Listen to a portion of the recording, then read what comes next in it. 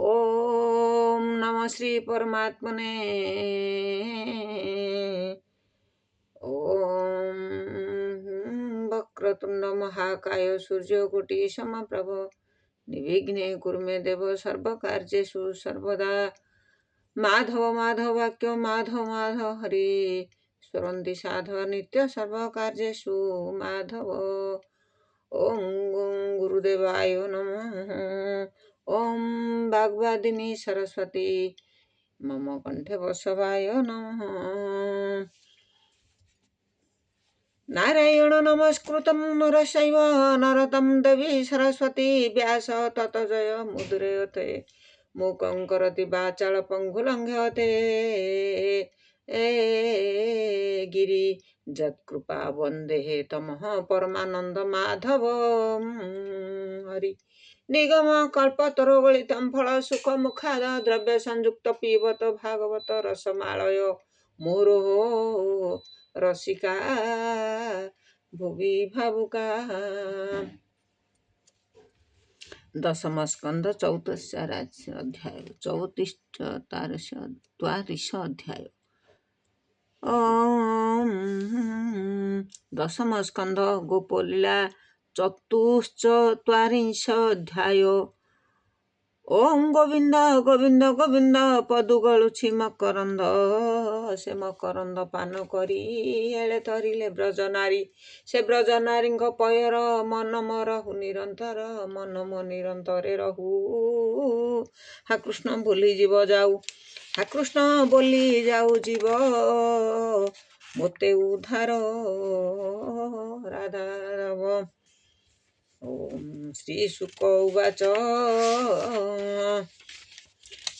उवाच शुण हे अभिमनु बला अक्रूर जले स्तुति कला पुनः चरण तले सोई बोलई कृष्ण त्राही त्राही भकत बंधु जनार्दन जले होइले अंतर्ध्यान जेसने नटंकर गति प्रस्ताव सदृशे भजन्ति अक्रूरे देखाई शरीर तक्षणे होइले अंतर अक्रूर थिला प्राय पड़ी पुणी उठिला कर जोड़ी देखिला केही नाही जले उठी चाहई नदी कूले वृक्षर मूले रथ थोई डाकंती प्रभु भावग्राही वृक्षर मूले रथे थाई डाकंती प्रभु भावग्राही अक्रूर देखी तोष मन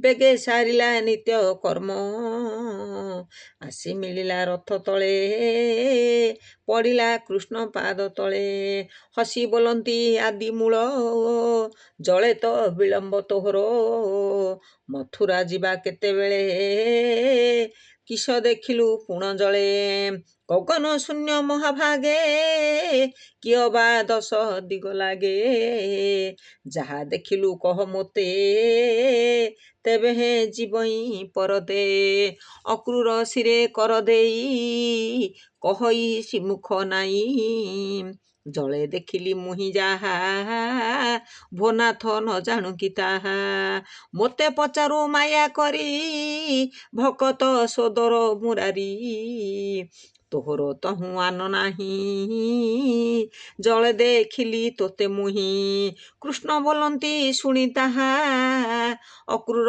बेगे रथ बाहा तक्षणे कृष्ण आज्ञा पाई रथे बसिला बेगे जाई गोविंद पादे मन देई रथ बाहई तोष होई आदित्य तेज अवसाने मिलिला मथुरा भुवने पथे जे थिले नर नारी रथे देखिले राम हरि देखी अपूर्व रूप दोई हस्त चरण नचलई ग्रामे प्रवेश भगवान देखी आनंद कृष्ण मन बोलंती प्रभु गोपीनाथ अक्रूर दंडे रुहारथ पछे अछंती गोपबाळ एठारे हुंतु एक मेळ गोरस अछि जेते भार ରାଜାର ଉଚିତ ଭଣ୍ଡାର। ସକଳେ କରୁଣ୍ଡ ହୋଇ ମିଳିବୁ ରାଜା ଆଗେ ଯାଇ। ତେବେ ହୋଇବ ତୋର ଯଶ ପାଇବୁ 60 ଗ୍ରାମ ଦେଶ। ଏମନ୍ତେ ବୋଲୁ ବୋଲୁ ପଥେ ଗୋପାଳେ ମିଳିଲେ ତୁରିତେ। ଦେଖି ସାନନ୍ଦ ଭାବଗ୍ରାହୀ ବୋଲନ୍ତି ଅକ୍ରୁରେ ରୁହାଇ। ରଥୁ ଓହ୍ଲାଇ ଦାମୋଦର ଅକ୍ରୁର ହସ୍ତେ ଦେଇ କର। କୋମଳ ଗଭୀର ବଚନ ଆଶ୍ୱାସୀ ଅକ୍ରୁରର ମନ। ଭୋତାତ ରଥ ଘେନି ଯାଅ କଂସର ଛାମୁରେ ଜଣାଅ। ବୋଲ ଅଇଲେ ବେନି ଭାଇ ଅଇଲି ତୋଟାରେ ବସାଇ। ସକଳେ ହୋଇ ଏକମେଳ ସଙ୍ଗେ ଅଛନ୍ତି ଗୋପବାଳ। ଶକଟ ଯେତେ ଅଛି ଭରି ଧନ ଗୋରସ ଆଦି କରି। ସକଳେ ହୋଇ ଏକ ସ୍ଥାନ କାଲି କରିବେ ଦର୍ଶନ। ଏମନ୍ତ କହି ତା ଛାମୁର ଅକ୍ରୁର ଯାଅ ତୋର ଘର। ଆମ୍ଭେ ଦେଖିବୁ ମଧୁପୁର କେମନ୍ତେ ଦିଶଇ ସୁନ୍ଦର। ଅକ୍ରୁର କୃଷ୍ଣ ମୁଖ ଚାହିଁ ବୋଲଇ ଶିରେ କର ଦେଇ। ଏକଥା ନୁହଇ ଉଚିତ ତୁ କି ନ ଜାଣୁ ଗୋପୀନାଥ। ତୁମ୍ଭ ଦୁହିଁଙ୍କି ଛାଡ଼ି କରି ଜୀବନ ପାଇବି କିପରି। ଭକତ ବତ୍ସଳ ମୁରାରୀ ମୋତେ ନ ଛାଡ଼ କୋପ କରି। ଭୋନାଥ ଆସ ମୋର ଘର ବାନ୍ଧବ ଯେବେ ମୁଁ ତୋହର। ସଫଳ କର ମୋର ଘର ଅଶେଷ ବ୍ରହ୍ମାଣ୍ଡ ଠାକୁର। ସଙ୍ଗତେ ରୋହିଣୀ କୁମର ଯେତେ ଗୋପାଳେ ଛନ୍ତି ତୋର। ନନ୍ଦ ଯଶୋଦା ଆଦି କରି ସଙ୍ଗତେ ଯେତେ ଗୋପନାରୀ। ସବୁନ୍ତି ଘେନି ମୋର ଘରେ ବିଜୟ କର ଶ୍ରୀପୟରେ। ତୋହର ପାଦ ରଜନୀର ପବିତ୍ର କରୁ ମୋର ଘର। ପିତୃ ଯେ ଅଗ୍ନି ଦୈବତ ଯାହା ଚିନ୍ତନ୍ତି ଅବିରତ। ବଳି ଯେ ଧୋଇ ତୋର ପାଦ ପାଇଲା ଅଶେଷ ସମ୍ପଦ। ଯଶ ରହିଲା ତିନି ଲୋକେ ଭକତି କଲା ସେହି ଏକେ। ଗଙ୍ଗା ତ ଚରଣୁ ବାହାର ପବିତ୍ର କଲା ତିନି ପୁର। ଶଙ୍କର ବହି ଅଛି ଶିରେ ସଗର ପୁତ୍ରେ ସ୍ୱର୍ଗେ ଗଲେ। ତୁ ଦେବ ଦେବ ଜଗନ୍ନାଥ ପୁଣ୍ୟ କୀର୍ତ୍ତନ କୀର୍ତ୍ତିମନ୍ତ। ଯଦୁ ତମ ପୁଣ୍ୟ ଶ୍ଲୋକ ନମଇ ଜଗତ ପାଳକ। ଶୁଣି ବୋଲନ୍ତି ଚକ୍ରଧର ଅକ୍ରୁର କନ୍ଧେ ଦେଇ କର। ଶୁଣ ଅକ୍ରୁର ମୋ ବଚନ ମନେ ତୁ ନ ବିଚାର ଆନ। ଯିବଇ ତୋହର ମନ୍ଦିର ସଙ୍ଗେ ମୁଁ ଘେନି ହଳଧର। ଆଗେ ମୁଁ କଂସ ଦର୍ପଧ୍ୱଂସୀ ବନ୍ଧୁ ବାନ୍ଧବ ମାତା ତୋଷୀ। ପଛେ ମୁଁ ଯିବି ତୋର ପୁର ସତ୍ୟ ବଚନ ଏ ମୋହର। କୃଷ୍ଣ ମୋହନ କଥା ଶୁଣି ଅକ୍ରୁର ଗଲା ରଥ ଘେନି। କଂସର ଆଗେ ଜଣାଇଲା କୃଷ୍ଣଙ୍କୁ ଆଣିଲି ବୋଇଲା। ନନ୍ଦ ଯଶୋଦା ରାମ ସଙ୍ଗେ ଗୋରସ ଗୋପାଳଙ୍କ ସଙ୍ଗେ। ରୁଣ୍ଡ ହୋଇଲେ ଗଡ଼ ଦ୍ୱାରେ ଆଜକ ରହିବେ ତୋଟାରେ। କାଲି କରିବେ ଦର୍ଶନ ଶୁଣି ସାନନ୍ଦ କଂସ ମନ। ସନ୍ତୋଷ ମନେ ଭୋଜବୀର ଅକ୍ରୁରେ ଦେଲା ଉପହାର। ରତ୍ନ ବସନ ଅଳଙ୍କାର ମେଲାଣି ପାଇଲା ଅକ୍ରୁର। କଂସକୁ କରି ତୋଷ ମନ ମିଳିଲା ଆପଣା ଭୁବନ। କୃଷ୍ଣ ଯେ ଥିଲେ ମଧୁବନେ ଗୋପାଳେ ମିଳିଲେ ବହନେ। ନନ୍ଦ ଯଶୋଦା ଆଦି ଯେତେ ଗୋରସ ଶକଟ ସହିତେ। ତୋଟାରେ ହୋଇ ଏକ ରୁଣ୍ଡ ଆବରି ମଥୁରାର ଦାଣ୍ଡ। ଯେ ଯାହା ମତେ ସାଜି ଘର ବିବିଧ ନାନା ଉପହାର। କରନ୍ତି ରନ୍ଧନ ଭୋଜନ ହରସ ଗୋପାଳଙ୍କ ମନ। ଭୋଜନ ସାରିବେନି ଭାଇ ଗୋପାଳ ପୁଅଙ୍କୁ ଅନାଇ। ବୋଲନ୍ତି ହୋଇ ହସ ହସ ଆମ୍ଭେ ମଥୁରା ଯିବାସ। ବେଳ ହୋଇବ ଅବସାନ ବୁଲି ହୋ ଆସିବା ବହନ। ଦେଖିବା ରାଜାର କଟକ କେମନ୍ତେ ରିସଇ ଛଟକ। ଭିଆଇ ଯାତ୍ରା ଧନୁ ଘର କେମନ୍ତେ କରିଛି ବିଚାର। ଅକ୍ରୂର ହାତେ ଦେଇ ରଥ ଆମ୍ଭଙ୍କୁ ଅଣାଇଲା ଏଥ। ଏବେ କି କରିବ ଆମ୍ଭନ୍ତ ହୋଇଲୁ ତାହାର ଆୟତ। ଆସ ହୋ ଯିବା ମଧୁପୁରୀ ଆଗ ହୋଇଲେ ହଳଧାରୀ। ଗୋପକୁମରେ କୃଷ୍ଣ ସଙ୍ଗେ ମିଳିଲେ ଗଡ଼ ଦ୍ୱାର ଲାଗେ।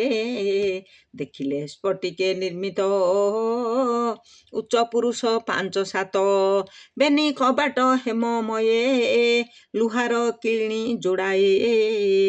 ତୋରଣ ବୃକ୍ଷେ ବୃକ୍ଷେ ବାନ୍ଧି ବିବିଧ ଫଳ ଡାଳେ ଛନ୍ଦି। ତମ୍ବାର ପାଚେରୀ ବହଳ ଖଣା ଗଭୀର ଶୁଦ୍ଧ ଜଳ।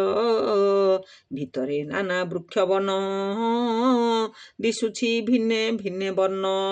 ଯେ ଯାହା ମତେ ଅଳଙ୍କାର ବେଦିଏ ଦିଶନ୍ତି ସୁନ୍ଦର। ଉପରେ ଶୋହେ ପୁଷ୍ପମାଳା ସ୍ଫଟିକ ହୀରାର ମେଖଳା। ବୈଦୁର୍ଯ୍ୟ ମର୍କତ ମୁକୁତା ଲମ୍ବନ୍ତି ମାଳ ମାଳ ଗୁନ୍ଥା। ସୁବର୍ଣ୍ଣ କାନ୍ଥ ରତ୍ନ ଚାଳ ଜଳା କବାଟି ପରିମଳ। ପାରା ମୟୂର ନାଦ କରି ଶୁକ କୋକିଳ ଆଉ ସାରି। ଗଜ ତୁରଙ୍ଗ ଶାଳା ପାଖେ ବରାହ ମୃଗ ଝାଙ୍କେ ଝାଙ୍କେ।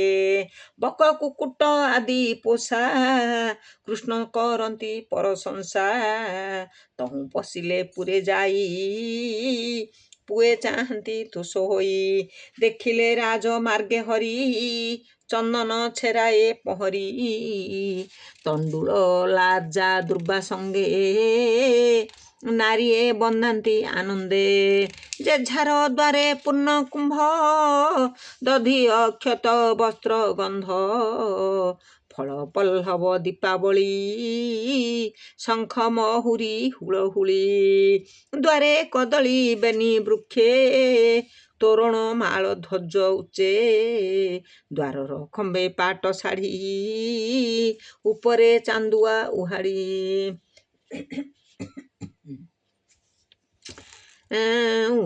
ଉପରେ ଚାନ୍ଦୁଆ ଉହାଡ଼ି।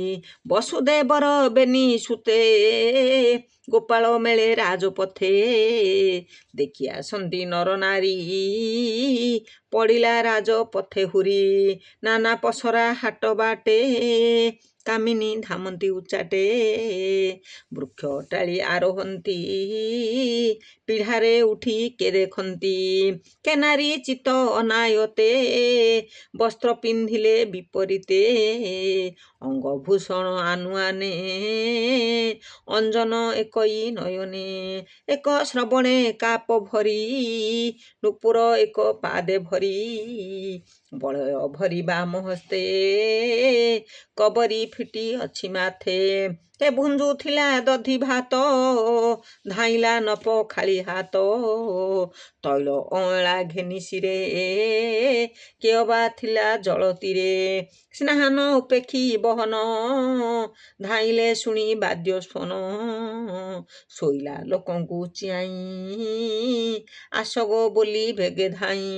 କାଖରୁ ବାଳକ ପକାଇ ଧାମନ୍ତି କୃଷ୍ଣେ ମନ ଦେଇ। ଦେଖିଣ ବସୁଦେବ ସୁତ ନିର୍ମଳ କଲେ ଚର୍ମ ନେତ୍ର। ମଥୁରା ସ୍ତ୍ରୀଙ୍କର ମନ ମୋହିଲେ ପ୍ରଭୁ ଭଗବାନ। ଲଳିତ ଗତି ଦିବ୍ୟ ବେଶ ରଙ୍ଗ ଧରେ ମନ୍ଦହାସ। ମତ ମାତଙ୍ଗ ପ୍ରାୟ ହୋଇ କଟାକ୍ଷ ନୟନେ ଅନାଇ। ମଥୁରାପୁର ନାରୀଙ୍କର ଉତ୍ସବ ହୋଇଲା ଅପାର। ଯାହାର ଜନ୍ମ କର୍ମ ପଥେ ବାରତା ଶୁଣିଥିଲେ ନିତ୍ୟେ। ଦେଖିଲେ ନୟନ ପୁରାଇ ଗୋବିନ୍ଦ ସୁଧାରସ ପାଇ। ଆନନ୍ଦେ ଲୋଚନ ବୁଜିଲେ କୃଷ୍ଣଙ୍କୁ ଭିତରେ ଦେଖିଲେ। ହୃଦରେ କଲେ ଆଲଙ୍ଗିନ କରି ଛାଡ଼ିଲେ ଖେଦ ମନ। ବୃକ୍ଷ ଟାଳି ଗୃହେ ଥାଇ ଆନନ୍ଦେ ଲୋଚନ ଅନାଇ, ଆନନ୍ଦେ ଲୋଚନେ ଅନାଇ ହରଷେ କୁସୁମ ଅଞ୍ଜଳି ଦେଇ କରନ୍ତି ହୁଳହୁଳି। ବ୍ରାହ୍ମଣେ ଆସି ରାଜଦାଣ୍ଡେ କର ଅଞ୍ଜଳି ଦେଇ ମୁଣ୍ଡେ, ଦଧି ଅକ୍ଷତମ ଗଙ୍ଗା ନୀର କୁସୁମ ଗନ୍ଧ ଉପହାର। ଆନନ୍ଦେ କୃଷ୍ଣ ବଳରାମ ବ୍ରାହ୍ମଣେ ପୂଜି ତୋଷ ମନ, ମଥୁରାପୁର ଲୋକେ ମିଳି ଦେଖିଲେ ରାମ ବନମାଳି। ବୋଲନ୍ତି ଗୋପାଳଙ୍କ ଭାଗ୍ୟ ସତେ ଜନମ କେ ପାଇବ, ଅନେକ ଜନ୍ମେ ତପ କରି ଗୋପରେ ଯେତେ ନର ନାରୀ। ଗାଈ ମହିଷୀ ବନ ଭାଗେ ଦିନ ବଞ୍ଚିଲେ କୃଷ୍ଣ ସଙ୍ଗେ, ରାମ ଗୋବିନ୍ଦ ମୁଖ ଚାହିଁ ଜନ୍ମ ମରଣ ତାଙ୍କ ନାହିଁ। ଏମନ୍ତେ ବୋଲୁ ବୋଲୁ ଲୋକେ ଗରଜକ ମିଳିଲା କଟକେ, ଭାଇ ସୋଦର ବନ୍ଧୁ ବଳ ଘେନାଇ ରାଜା ମଢିଆଳ। ଆଗେ ବଜାଇ ଶଙ୍ଖ ଧ୍ୱନି ଚାଲଇ ମଢିଆଳ ଘେନି, ଦକ୍ଷିଣ ପଚାରିଲେ ହରି କେଯାଏ ବାଦ୍ୟ ନାଦ, କେଯାଏ ବାଦ୍ୟ ନାଦ କରି। ଲୋକେ ବୋଇଲେ ଏ ରଜକ ଅଟଇ କଂସର ସେବକ, ଏ ନିତ୍ୟ ମଢିଆଳ ନେଇ କାଳନ୍ଦୀ ଜଳରେ କାଚଇ। ଏ ନେଇ ଦେବ ଗନ୍ତା ଘରେ ଭୋଜ ନୃପତି ଛାମୁରେ, ଭୋଜ ନୃପତିର ଛାମୁରେ। ଶୁଣି ଗୋବିନ୍ଦ ତୋଷ ହୋଇ ଡାକନ୍ତି ରହ ରହ ଭାଇ, ଆଗେ ଓଗାଳି ହଳଧର ପୋଏ ବେଢ଼ିଲେ ଧାତିକାର। ରଜକ ମୁଖ ଚାହିଁ ହସି ବୋଲନ୍ତି ପ୍ରଭୁ ବ୍ରହ୍ମରାଶି, ଦେଖିବା ରାଜା ମଢିଆଳ ବସ୍ତ୍ର ତୁ ବେଗେ ଥୁଅ ତଳ। ଆମ୍ଭେ ହୋ ବସୁଦେବ ସୁତେ ଗୋପରେ ଥିଲୁ ଦିନା କେତେ, ଦେଖିବା କେମନ୍ତେ ସୁନ୍ଦର କଂସର ରାଜା ମଢି, କଂସ ରାଜାର ମଢିଆଳ। ଯେବେ ତୁ ନ ଦେବୁ ଦେଖାଇ ଆମ୍ଭଙ୍କୁ ଦିଅ ବସ୍ତ୍ର ଦୁଇ, ନୀଳ ଧବଳ ଦେହ ଚାହିଁ ଆମ୍ଭ ଉଚିତ ବସ୍ତ୍ର ଦେଇ। ଆମ୍ଭେଟି ରାଜାର ଭଣଜା ବସ୍ତ୍ର ତୁ ଦେଇଣ କହ ଯା। ଶୁଣି ନୃପତି ହେବ ତୋଷ ସଂସାରେ ଥିବ ତୋର ଯଶ। ରଜକ ଛଦ୍ରମରେ କାଲ ନ ଶୁଣି ରାମ କୃଷ୍ଣ ବୋଲ, ପୁଣି ଚାଲଇ ପହଲାଇ ଆଗ ହୋଇଲେ ଭାବଗ୍ରାହୀ। ମିଳିଲେ ରୋହିଣୀର ବଳା ଦେଖି ରଜକ କୋପ କଲା, ଦଇବେ ରାଜାର ସେବକ ସ୍ୱଭାବେ ରଜକ ମୂରୁଖ। ବୋଲଇ ପୁରୁଷ ବଚନ ତୁମ୍ଭେ ଯେ ଅଟ ଜାତିହୀନ, ବୋଲଇ ପୌରୁଷ ବଚନ ତୁମ୍ଭେ ଯେ ଅଟ ଜାତିହୀନ। ତୁମ୍ଭର କୂଳମୂଳ ନାହିଁ ବନେ ଚରାଉ ଥାଉ ଗାଈ, ଗୌଡ଼ ଜାତିହୀନ ଲୋକ ଶୃଗାଳ ପ୍ରାୟ ତୁମ୍ଭ ମୁଖ। ବାଇଙ୍କ ପ୍ରାୟ ଗୋରୁ ଘେନି ବଜାଉଥାଅ ବେଣୁ ଧ୍ୱନି, ଏଡ଼େ ଭରସା ଗର୍ବ ବହ ରାଜା ମଢିଆଳ ରୁହାଅ। ନିର୍ଲଜ ବୋଲି ଏହା ବୋଲ ଜୀବନ ଥାଉ ଥାଉ ମଲ, ତୁମ୍ଭର ତପ ପୂର୍ବେ ନାହିଁ ଗଉଡ଼େ ଅଛ ଜନ୍ମ ହୋଇ। ଜୀବନେ ଯେବେ ଅଛି ଆସ ପଳାଇ ଯାଅ ନିଜ ଦେଶ।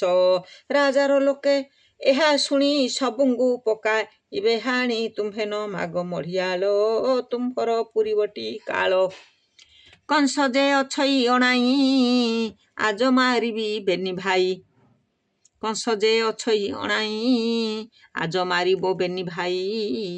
ହୋଇବ ଦଶ ଦିଗେ ବଳି ଶୁଣି କୋପିଲେ ବନମାଳି, ଚାପୁଡ଼େ ମାରି ବାମ କରେ ଛେଦିଲେ ରଜକର ଶିରେ। ତାହାର ସଙ୍ଗେ ଯେତେ ଥିଲେ ବସ୍ତ୍ର ପକାଇ ପଳାଇଲେ, ରଜକ ଭୂମିରେ ପଡ଼ିଲା ଜୀବନ ଗୋବିନ୍ଦେ ପଶିଲା। ହସି ବୋଲନ୍ତି ଭଗବାନ ବସ୍ତ୍ର ହୋ ଘେନ ତୋଷ ମନ, ରାମ ଫେଡ଼ିଲେ ବସ୍ତ୍ର ପୁଡ଼ା ଥିଲା ତହିଁରେ ଯେତେ ଯୋଡ଼ା। ବାଛି ଘେନିଲେ ପୀତ ନୀଳ ସୁନ୍ଦର ରାଜା ମଢ଼ିଆଳ ଚାହାନ୍ତି ବସୁଦେବ ବାଳ ଘେନନ୍ତି ସର୍ବେ ମଢ଼ିଆଳ ଗୋପାଳେ ପୁଏ ଯେଝା ମତେ ବସ୍ତ୍ର ପିନ୍ଧିଲେ ତୋଷ ଜିତେ ଯେତେ ମଢ଼ିଆଳ ଉବୁରି ପକାଇ ଗଲେ କୁଢ଼ କରି କନ୍ଧେ ପକାଇ ମଢ଼ିଆଳ ଚାହାନ୍ତି ମଦନ କୁପାଳ ଥିଲା ଯେ କଂସ ବେଶକାରୀ ମେଗେ ବେଗେ ମିଳିଲା ଆଗ ସରି ବୋଲେଇ ଶିରେ କର ଦେଇ ରାଜାର ଗନ୍ତା ଇତ ମୁହିଁ ବୋଇଲା ପିନ୍ଧାଇ ବିରଙ୍ଗେ କାଛେଣି ନାନା ପରିଭଙ୍ଗେ ଶୁଣି ସାନନ୍ଦ ଗୋପୀନାଥ ବସନ ଦେଲେ ତାର ହସ୍ତ ତକ୍ଷଣେ ପିନ୍ଧାଇଲା ବାଛି ରାମ ଗୋବିନ୍ଦ ବଳ ଆଞ୍ଚି ବିବିଧ ନାନା ଅଳଙ୍କାର ସ୍ୱଭାବେ ଦିଶିଲା ସୁନ୍ଦର ବସ୍ତ୍ର ପିନ୍ଧିଲେ ପୀତ ନୀଳ ଉତ୍ସବ ଯେହ୍ନେ ପର୍ବ କାଳ ବାଳକ ହସ୍ତି ବେଶ କରି ଯେସନେ ଆନନ୍ଦ ଉଭାରି ଦିଶନ୍ତି ମଥୁରାର ପଥେ ରାମ ଗୋବିନ୍ଦ ସେହି ମତେ ଗୋବିନ୍ଦ ଗନ୍ତାଇତେ ଚାହିଁ ବୋଲନ୍ତି ପ୍ରଭୁ ଭାବଗ୍ରାହୀ ସମ୍ପଦ ହେଉ ତ ଅନେକ ବହୁତ ପୁତ୍ର ନାତି ଦେଖ ବଳ ତୋହର ଦେହେ ହେଉ ମୋହର ପାଦେ ଚିତ ଥାଉ ଅନ୍ତେ ପଶିବୁ ମୋର ଦେହେ କହି ଚାଲିଲେ ଦେବରାଏ ଚଲନ୍ତି ମଥୁରାଏ ହରି ଗୋପାଳ ପୋଏ ରାମ ହରି ସୁଦାମା ନାମେ ମାଳାକାର କୃଷ୍ଣ ମିଳିଲେ ତାର ଘର ନାନା କୁସୁମେ ପରିମଳ ପବନ ବହଇ ଶୀତଳ ମାଳାର ଦ୍ୱାରେ ଉଭା ହୋଇ ଡାକନ୍ତି ପ୍ରଭୁ ଭାବଗ୍ରାହୀ କୋମଳ ଗଭୀର ବଚନ ସୁଦାମା ଶୁଣି ତୋଷ ମନ ବାହାର ହୋଇଲା ବହନ ଦେଖିଲା ରାମ ଭଗବାନ ଆନନ୍ଦେ ଗଡ଼ ଘାଲି ଶୋଇ ବୋଲୋଇ ନିସ୍ତରିଲି ମୁହିଁ ପତ୍ନୀ ଆଣିଲା ଜଳ ଝରି ପାଦ ଧୋଇନ ଶିରେ ଧରି ପଦ ଉଦକ ଘେନି କରି ସିଞ୍ଚିଲା ନେଇ ଘର ଦ୍ୱାରେ ପତି ପତ୍ନୀ ଯେ ଜଳ ଖାଇ ନାଚନ୍ତି ମୁଣ୍ଡେ କର ଦେଇ ଆନନ୍ଦ ସାଗରେ ବୁଡ଼ିଲା ଗୋବିନ୍ଦ ଚରଣେ ପୂଜିଲା ଅର୍ଘ୍ୟ ଆଚମନ ଯେତେକ ଗନ୍ଧ ଚନ୍ଦନ ଧୂପ ଦୀପ ରୋହିଣୀ ସୁତ କୃଷ୍ଣ ସଙ୍ଗେ ପୂଜିଲା ଗୋପାଳଙ୍କୁ ରଙ୍ଗେ ପୂଜାର ଅନ୍ତେ ପାଦେ ପଡ଼ି ବୋଲୋଇ ଶିରେ କର ଯୋଡ଼ି ବୋଲୋଇ ଧନ୍ୟ ମୋର ଜନ୍ମ ପବିତ୍ର ହୋଇଲା ଜୀବନ ପବିତ୍ର ହୋଇଲା ମୋ କୂଳ ଦେଖିଲି ପ୍ରଭୁ ଆଦି ମୂଳ ପିତୃଦେବତା ଋଷି ଯେତେ ତୋଷ ହୋଇଲେ ଆଜ ମୋତେ ଦେଖିଲି ପୁରୁଷ ପୁରାଣ ଅନାଦି ପରମ କାରଣ ଅବନି ଭାରାର ଉଶ୍ୱାସେ ଦେହ ବହିଲ ନରଂସେ ଅସୁର ନାଶନେ ରୂପ ସାଧୁଙ୍କୁ ଦେଇ ଆତ୍ମା ସୁଖ ତୁମ୍ଭେ ଜଗତେ ତାତ ମାତ ନାହିଁ ତୁମ୍ଭର ଆଦି ଅନ୍ତ ସକଳ ଜନ୍ତୁଙ୍କ ଜୀବନ ପାଳକ ହେତୁ ନିରଞ୍ଜନ ଭାବ କରନ୍ତି ପ୍ରାଣୀ ଯେତେ ତାହାଙ୍କୁ ଭାବୁ ଏକଚିତେ ଭନାଥ ଆଜ୍ଞା ମୋତେ କର କିମ୍ପା ହଇଲ ମୋର ଘର ତୋହର ଆଜ୍ଞା ଶିରେ ଘେନି ତରନ୍ତି ଭବ ଜଳୁ ପ୍ରାଣୀ ଏମନ୍ତ ବୋଲି ତୋ ସମନେ ପାଦେ ପଡ଼ିଲେ ବେନି ଜନେ କୃଷ୍ଣ ବୋଇଲେ ଶୁଣ ତୁହି ଆମ୍ଭେ ଅଇଲୁ ଜହିଁ ପାଇଁ ଦିଅ କୁସୁମ ମାଳ ମାନ ଯାହାକୁ ଯେହୁ ଶୋଭାବନ ସୁଦାମା କୃଷ୍ଣର ବଚନେ ପଶିଲା ଆପଣା ଭୁବନେ ସୁଗନ୍ଧ କୁସୁମର ଗଭା ସୁନ୍ଦର ଦିଶୁଅଛି ଶୋଭା କୃଷ୍ଣ ନିକଟେ ଦେଲା ନେଇ ରାମ ଦେଖନ୍ତି ତାଟ ଫେଇ ରାମ ଗୋବିନ୍ଦ ବେନି ଭାଇ ତାଟୁ ଘେନିଲେ ମାଳ ଦୁଇ ସୁଦାମା ଚାହଁ ଆନନ୍ଦେ ଲମ୍ବାଇ ରାମକୃଷ୍ଣ ହୃଦେ ଚୂଳେ ବାନ୍ଧିଲା ବେନି ଗଭା ଦିଶନ୍ତି ରାମ କୃଷ୍ଣ ଶୋଭା ତ୍ରିମୁଣ୍ଡି ଗଭା ଶିରେ ଦେଇ ବୋଲୋଇ କୃଷ୍ଣ ତ୍ରାହି ତ୍ରାହି ସୁଦାମା ମୁଖ ଚାହିଁ ହରି ବୋଲନ୍ତି ରାମ କର ଧରି ବର ତୁ ମାଗ ତୋଷ ମନେ ଭକତି କଲୁ ଯେତେ ମନେ ମାଳି ବୋଇଲା ଯୋଡ଼ି କର ଶୁଣିମା ପ୍ରଭୁ ଦାମୋଦର ସର୍ବସମ୍ପଦ ତୁ ହରି ଭକତି ଦିଅ ତୁ ବିଚାରି ସମ୍ପଦେ ମୋର କାର୍ଯ୍ୟ ନାହିଁ ଶୁଣିବା ପ୍ରଭୁ ଭାବଗ୍ରାହୀ ତୋର ଭକତ ଯେତେ ଜନେ ସେବିବେ ତାହାଙ୍କ ସେବିବି ତାହାଙ୍କ ଚରଣେ। ପ୍ରାଣୀକି ହେଉ ମୋର ଦୟା, ଭୂନାଥ ମୋତେ ଦିଅ ଏହା। ଶୁଣି ସାନନ୍ଦ ମହାବାହୁ, ବୋଇଲେ ଏହି ବର ହେଉ। ମାଳିର ମନ ତୋଷ କରି, ଧନ ଆୟୁଷ ଯଶ ସିରି ଦେଇ ଚଳିଲେ ଦାମୋଦର ଗୋପ କୁମରେ ହଳଧର। କହଇ ଦାସ ଜଗନ୍ନାଥ, ଗୋବିନ୍ଦ ମଥୁରାର ପଥ। ଏବେ ହୋଇବ ମହି ସ୍ଥିର, ଅସୁର କରିବେ ସଂହାର। ଭକତ ଜନେ ଶୁଣି ଏହା, ଖଣ୍ଡିବେ ଘୋର ଜଡ଼ ମାୟା। ଏଣେ ହରିକି ଧ୍ୟାନ କର, ଭବସାଗରୁ ହୁଅ ପାର। କହଇ ଜଗନ୍ନାଥ ଦାସ, ମୁଁ ତୁମ୍ଭ ଦାସଙ୍କର ଦାସ। ଇତି ଶ୍ରୀମଦ୍ ଭାଗବତେ ମହାପୁରାଣେ ପାରମହଂସ୍ୟା ସଂହିତାୟା ଦଶମ ସ୍କନ୍ଧେ ମଥୁରାପୁର ପ୍ରବେଶେ ନାମ ଚତୁଶ୍ଚତ୍ୱାରିଂଶ ଅଧ୍ୟାୟ। ଭୀମସ୍ୟାପି ରଣେ ଭଙ୍ଗ, ପୁନରପି ମତିଭ୍ରମ। ଯଦି ଶୁଦ୍ଧମ୍ ଅଶୁଦ୍ଧମ୍ ମମ ଦୋଷ ନ ବିଦ୍ୟତେ।